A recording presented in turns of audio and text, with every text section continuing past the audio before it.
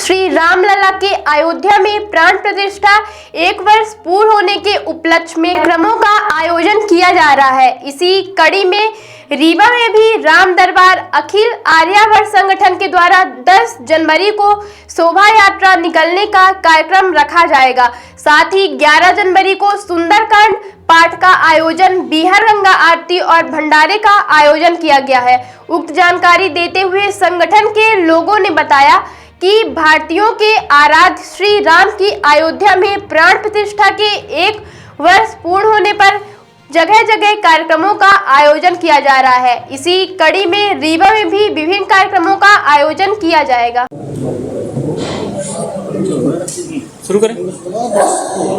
हम भारतीयों के आराध्य भगवान राम की अयोध्या में 1 वर्ष पूरे होने पर, विराजमान होने के 1 वर्ष पूरे होने पर प्राण प्रतिष्ठा समारोह का जो आयोजन हो रहा है, उसकी तिथि पौष शुक्ल द्वादशी के दिन रीवा शहर में भी भव्य शोभा यात्रा 10 जनवरी को और एकादशी के दिन और 11 जनवरी को पौष शुक्ल द्वादशी के दिन भव्य सुंदरकांड आयोजन के लिए आज यह पत्रकार वार्ता आयोजित की गई है और आप सब सम्मानित पत्रकार बंधुओं को यहाँ बुलाया गया है।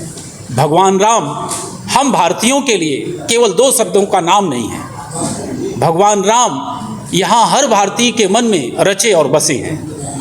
मन में रचने और बसने का नाम ही है भगवान राम। जो हर भारतीय के मन को सुकून और शांति से भर दे, वही शब्द है राम। और राम का उल्टा कर दीजिए तो मरा, तो राम के बिना हर भारतीय का जीवन मरा है। क्यों? क्योंकि राम हमारी पारिवारिक चेतना का प्रतीक हैं, राम हमारी सामाजिक चेतना का प्रतीक हैं, राम हमारे देश हित के प्रतीक हैं, राम हमारे देश प्रेम के प्रतीक हैं। आप सोचिए कि जो राम सन्यासी बनकर अयोध्या से गए थे, वो राम 2 राज्यों को जीतने के बाद, किष्किंधा और श्रीलंका जीतने के बाद भी अपने राज्य वापस आए। लंका में सोना हो सकता है अयोध्या से ज़्यादा रहा हो, लेकिन वो भी उन्हें आकर्षित नहीं कर पाया, क्योंकि उन्हें अपने देश से प्रेम था, उन्हें अयोध्या से प्रेम था, उन्हें अयोध्या वासियों से प्रेम था, उन्हें अपने देश से प्रेम था। क्यों प्रेम था? क्योंकि वो जानते थे कि हर अयोध्या वासी के मन में देश प्रेम की भावना है। सोना भले कम है, लेकिन देशवासियों का मन सोना से भरा हुआ है। हम भारतीयों की दिनचर्या का कोई पल ऐसा नहीं है जो राम से ना जुड़ा हो। हम भारतीय दुहाई देते हैं तो राम की, हम भारतीय अगर अभिवादन करते हैं तो राम राम, दुख में हे राम, पीड़ा में अरे राम, अभिवादन में राम राम, और अचूक के लिए राम बाण। हम अंतिम यात्रा जीवन की जब शुरू करते हैं तो वो भी राम नाम सत्य से ही शुरू करते हैं, और आदर्श राज्य का पर्याय भी राम राज्य है। तो हमारे हर भारतीय के लिए निर्बल के भी राम ही हैं, सबरी के भी केवल राम ही हैं। तो हमारे राम से यदि भील जात की सबरी जुड़ी है तो राजा भी जुड़े हैं। हमारे राम सबसे जुड़ जाते हैं और उन्हें जहाँ बुलाइए वहीं उपस्थित भी हो जाते हैं। उन्हीं राम को हम अपने जीवन में उतारने और नई पीढ़ी को भी उन्हीं राम से शिक्षा ग्रहण करने के लिए यह कार्यक्रम आयोजित कर रहे हैं। राम हमारी सबकी चेतना है, राम हमारे सबके चेतना का प्रतीक है। अब प्रश्न यह उठता है कि राम को हम यदि अपने जीवन में उतारना चाहते हैं तो रीवा में हमने पंचमठ धाम का ही चयन क्यों किया? तो उसके पीछे भी हमारे सनातन धर्म ही है। आप सबको याद होगा कि 788 ईस्वी में केरल के कालड़ी में एक तेजस्वी बालक ने जन्म लिया, जो बाद में हमारे सनातन धर्म के आदि गुरु शंकराचार्य बने। वो समय मध्य भारत का समय था, जब सनातन धर्म की ज्वाला धीमी पड़ने लगी थी। तब 7 वर्ष का वो बालक जिसके पिताजी नहीं रहे, वो 8 वर्ष की अवस्था में अपनी माँ से भिक्षा लेकर सनातन धर्म की ज्वाला को तीव्र करने के लिए और सनातन धर्म को पुनर्स्थापित करने के लिए अपना सन्यास का चोला ओढ़ा और माँ से ही पहली बार उन्होंने सन्यास की दीक्षा ली। और वहाँ से प्रस्थान किया। आप सोचिए, जिस माँ के एक ही पुत्र रहा हो, उस माँ ने कितनी पीड़ा और कितना बड़ा हृदय करके अपने उस कलेजे के टुकड़े को, 8 वर्ष के बेटे को जंगल में सनातन धर्म स्थापित करने के लिए छोड़ा होगा। वो बालक ने ही हमारे सनातन धर्म को एकजुट करने के लिए चारों दिशाओं में 4 मठ की स्थापना की। हम आप सब जानते हैं, वही हमारे तीर्थ हैं। लेकिन जब वो खंडवा में अपने गुरु गोविंद पाद से दीक्षा लेने के बाद आगे जा रहे थे, तो रास्ते में रीवा पड़ा केदारनाथ की यात्रा में, और उन्हें लगा कि चूंकि उत्तर और दक्षिण की दूरी बहुत ज़्यादा है, इसलिए मध्य को भी जोड़े कैसे रखा जाए। तो उन 4 मठों के बाद बीहर नदी के तट पर हमारे रीवा का यह सौभाग्य है कि 5वां मठ यहाँ स्थापित किया, और इसके लिए वो 5 दिन यहाँ गुजारे भी। तो वही पंचमठ धाम है जो हमारे सनातन धर्म की पुनर्स्थापना का केंद्र बिंदु बना था, शंकराचार्य जी ने बनाया था। अब श्री राम दरबार अखिल आर्यावर्त की स्थापना कैसे हुई?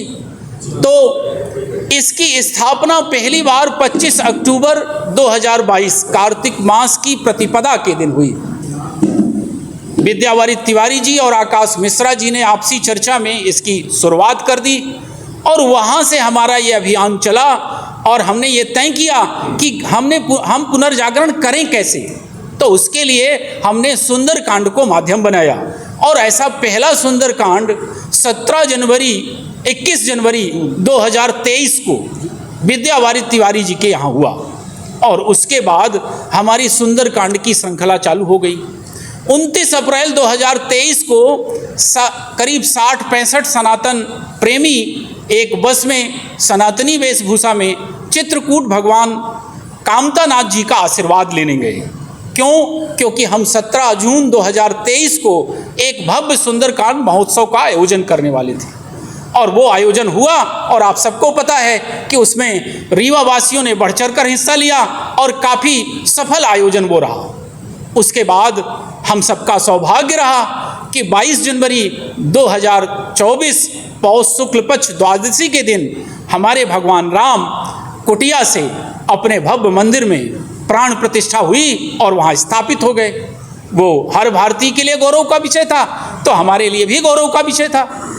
हम रामलला की उस प्राण प्रतिष्ठा को नए तरीके से मनाने के लिए 22 जनवरी 2024 को बीहर नदी के तट पर इकट्ठा हुए, और हमने रामलला की प्राण प्रतिष्ठा के लिए सुंदरकांड का आयोजन तो किया ही, लेकिन साथ ही जैसे अयोध्या में सरयू नदी को भगवान राम ने पूजा था, उन्हीं से प्रेरणा लेकर हम सब राम दरबार के समस्त साथियों ने माँ बीहर की उस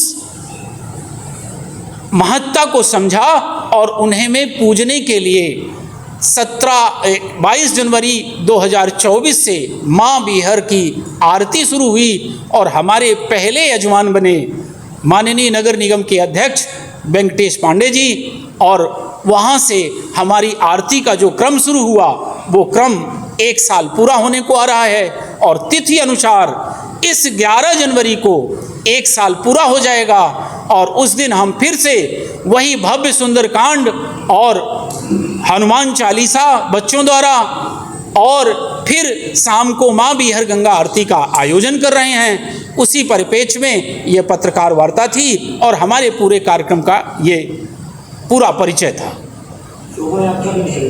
जी, शोभा यात्रा निकल रही है। शोभा यात्रा हमारी शुरू होगी 10 जनवरी को पौष शुक्ल पक्ष एकादशी के दिन। दोपहर को 2 बजे से शुरू होगी, 5:30 बजे तक चलेगी। शोभा यात्रा की शुरुआत खेम सागर से होगी। उसके बाद वो पीटीएस चौराहा आएगी, वहाँ उसका भव्य पुष्पों द्वारा स्वागत किया जाएगा। उसके बाद वो गुड़ चौराहा आएगी, फिर प्रकाश चौराहा आएगी। हर चौराहे में पुष्पमाला से उस शोभा यात्रा का स्थानीय जनमानस स्वागत करेगा। उसके बाद शिल्पी प्लाजा होते हुए वो कॉलेज चौराहा पहुंचेगी। कॉलेज चौराहा के पास सारे करीब 500 वाहनों की हमारी यात्रा हमने प्रस्तावित रखी है। तो वो सारे वाहन मार्तंड क्रमांक 1 में इकट्ठा खड़े हो जाएंगे। और हमारे माननीय डिप्टी सीएम साहब उस शोभा यात्रा का स्वागत करेंगे, माननीय उप मुख्यमंत्री महोदय मध्य प्रदेश शासन, और वहाँ से सनातनी वेशभूषा में सारे श्री राम दरबारी डिप्टी सीएम के साथ पैदल चलेंगे और जगह जगह उनका फूल माला से स्वागत होगा। पैदल चलते हुए हम लोग बाबा घाट से होते हुए पंचमठ धाम पहुंचेंगे और पंचमठ धाम में फिर सब लोग इकट्ठा होंगे, वहाँ स्वागत होगा और फिर सारे लोग वहीं माँ बिहर की गंगा आरती में शामिल होंगे और उसके बाद 10 जनवरी का कार्यक्रम वहीं से समापन हो जाएगा। फिर उसके बाद 11 जनवरी को फिर से हमारा अगला कार्यक्रम शुरू होगा, जो हमारा मेन कार्यक्रम है भगवान राम के 1 वर्ष पूरे होने का वो कार्यक्रम। 11 जनवरी को पौष शुक्ल पक्ष द्वादशी विक्रम संवत 2081 शनिवार का दिन दोपहर 1 बजे से भव्य संगीतमय सुंदरकांड का आयोजन होगा। सुंदरकांड करीब 4 बजे तक चलेगा। उसके बाद छोटे छोटे नन्हे मुन्ने बच्चे जो सनातनी वेशभूषा में ही रहेंगे, वो 4 बजे से संगीतमय हनुमान चालीसा का गायन करेंगे, जिसकी तस्वीर आप देखेंगे तो आपका मन खुश हो जाएगा। उसके बाद जो 1 साल आरती हमारे यजमान कराए और हमारी आरती की परंपरा को जारी रखने में हमारी मदद किए, अपनी आस्था व्यक्त किए, उनका सबका सम्मान किया जाएगा।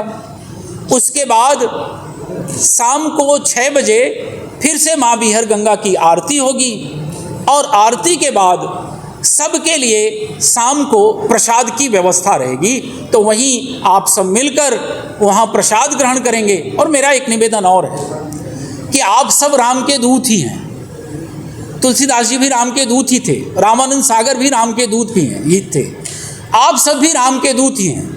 आप सबका ये दायित्व है और मेरा निवेदन भी है कि आप सब भगवान राम के आचरण को उतारने के लिए, भगवान राम के जीवन आदर्श को आम जनमानस तक पहुंचाने के लिए जो भटकी जा रही है नई पीढ़ी, रोल मॉडल अपने फिल्मी दुनिया के हीरो को बनाती जा रही है, उन सबको प्रेरित करना है कि आपके असली रोल मॉडल भगवान राम हैं, आदि गुरु शंकराचार्य हैं। तो आप इनको अपनाइए और अपने पारिवारिक और सामाजिक समस्याओं से मुक्ति पाइए। आप सब राम के दूत हैं। आप मेरी तरफ से सादर आमंत्रित हैं। राम दरबार अखिल आर्यावर्त आप सबका स्वागत करेगा।